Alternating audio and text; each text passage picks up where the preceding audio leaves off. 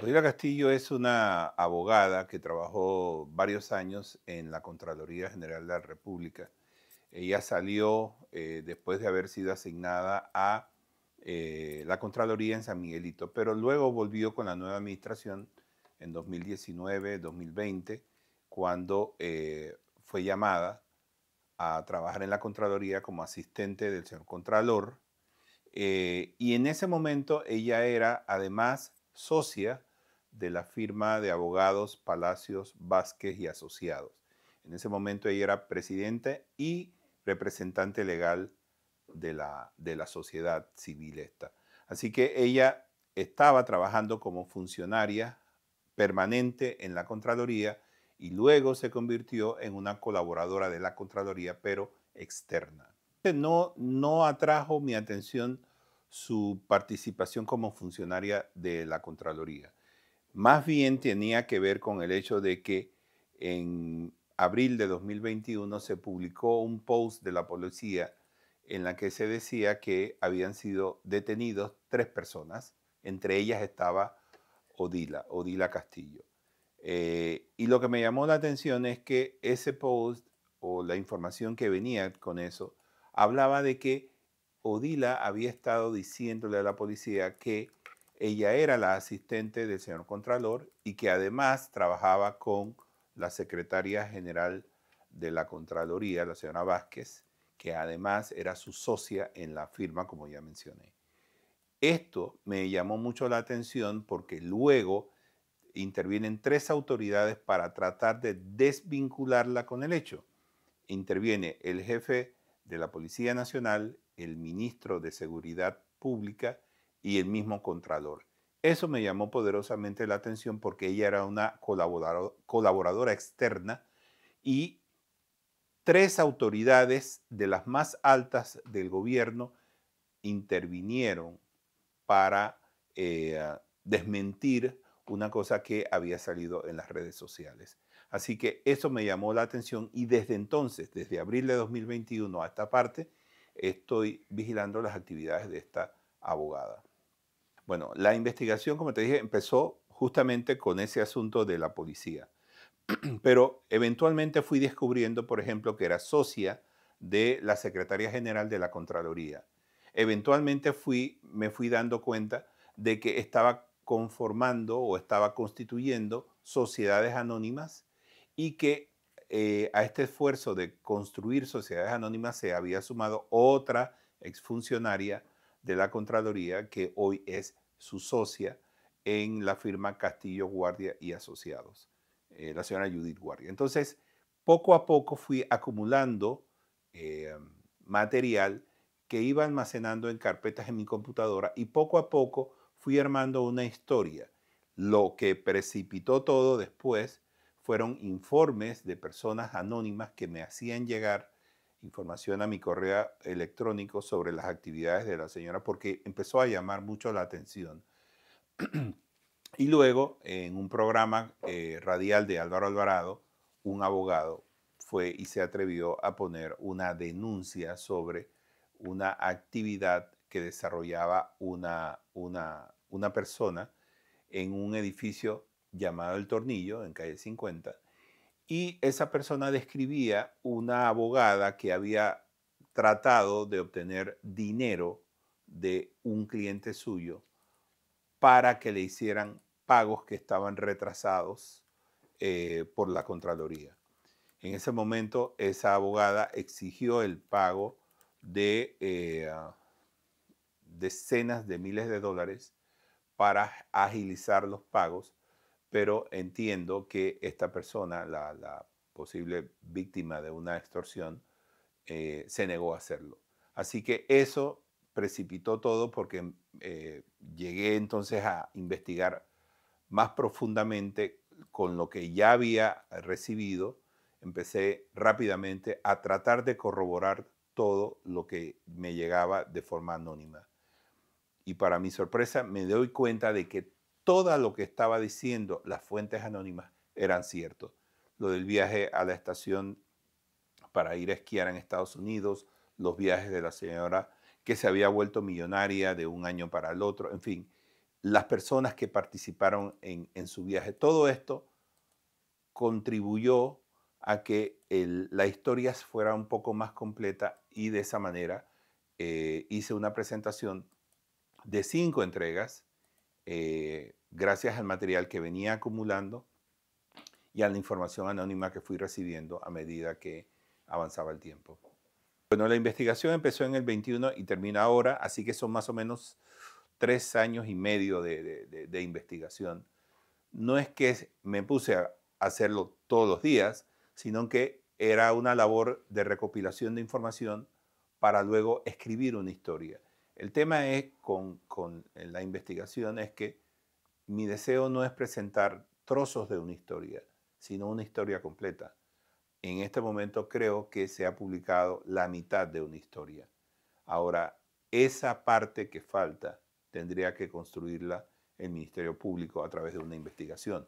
Una investigación que probablemente se haya iniciado con una advertencia que hizo el FBI al señor procurador, enviándole una carta y denunciando que era posible que la licenciada Castillo de la firma Castillo Guardia y Asociados estuviera extorsionando a un ciudadano y a una empresa de Estados Unidos. Entonces, eso fue en junio de este año y es posible que las autoridades locales se hayan interesado en ese caso gracias a la advertencia que hacía el FBI al señor procurador.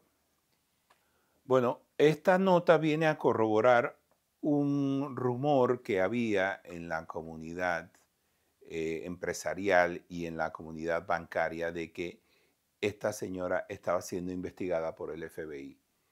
Como todos deben recordar, en la narrativa que ha empleado la abogada, ha dicho, por ejemplo, que se trata pues de envidia, se trata pues de un proceso familiar al que yo tuve acceso, en fin, ha dicho muchas cosas, pero esta carta que data de hace 4 meses atrás desmiente todo. Lo interesante de la historia de Odila Castillo como exfuncionaria de Contraloría es la acumulación de riqueza.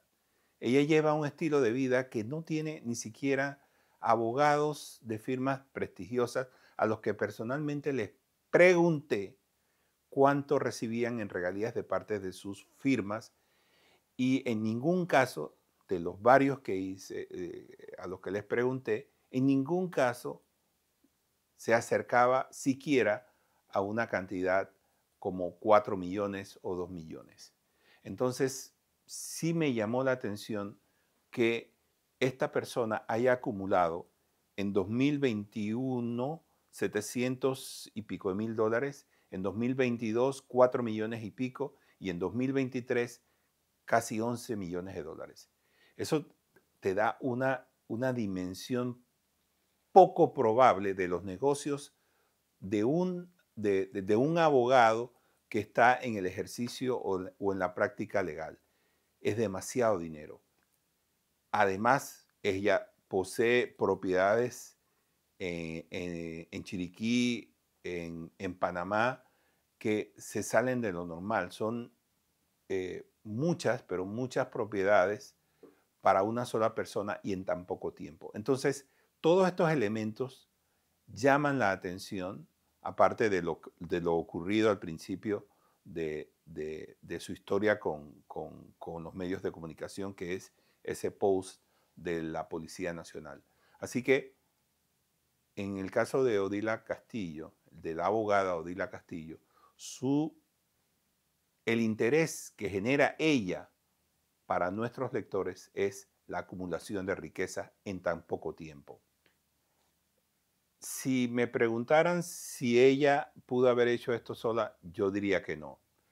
Y la razón es muy sencilla, y es que para llevar adelante todas las gestiones que llevaba ella, se necesitan tener contactos importantes porque las personas que estaban reclamando pagos atrasados, muchos de ellos llevaban años tratando de cobrar. Y de repente, después de la gestión de ella, lo que les tomaba antes 2, 3, 4 años, de repente se resolvía en 3, 4 meses. Se salía totalmente del patrón. Y para hacer eso necesitas ayuda. Recordemos que ella estaba fuera de la Contraloría, no estaba ejerciendo una labor como funcionaria después de 2021, cuando ella empieza realmente a acumular mucha riqueza. Eso es lo lamentable de este caso, es que no nace de una investigación local.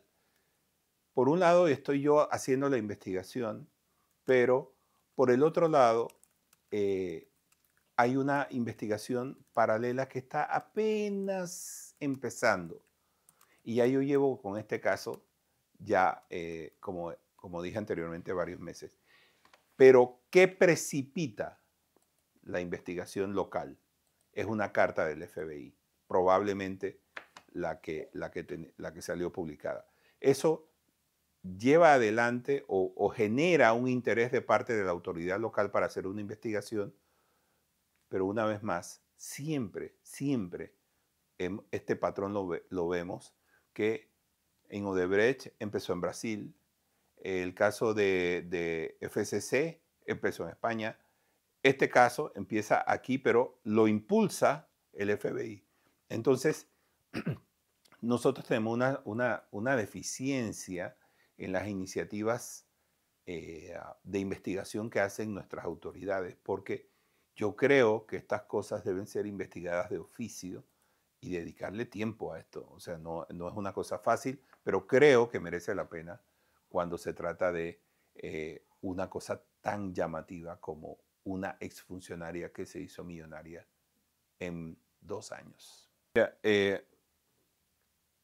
yo cuando estaba desarrollando en la parte final de la investigación, cuando ya tenían todos los elementos, yo le escribí a ella pidiéndole respuestas a un cuestionario de casi 30 preguntas.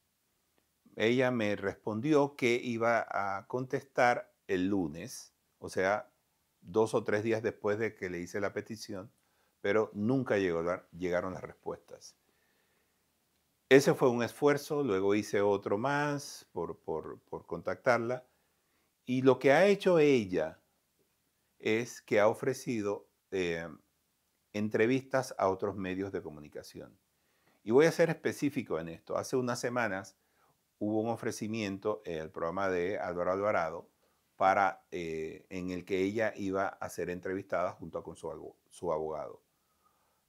Después que supo que yo iba a estar presente en la entrevista, se negó a darla y pidió que fuera recibido el abogado. Álvaro le contestó que las preguntas iban dirigidas a la señora Castillo, no al abogado, así que bajo esas circunstancias no se llevaría a cabo la entrevista.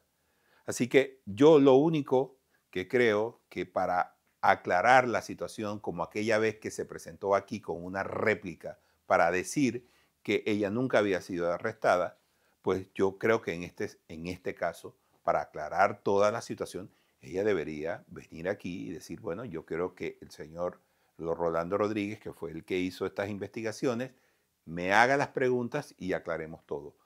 Pero no ha sido ese el caso. Todo lo contrario, ha estado esquivando sistemáticamente todo encuentro conmigo para que pueda responder a las preguntas que yo le tengo, que no son pocas, son muchas, pero no acepta una entrevista, al menos en la que yo esté presente. Yo espero que la señora Odila pueda responder las preguntas que yo le tengo. Aquí estoy, aquí la esperaré y yo con mucho gusto voy a atenderla cuando decida hablar aquí. Mientras tanto, tiene mi número de teléfono, tiene mi chat, puede escribirme y decirme, ya estoy lista para hablar.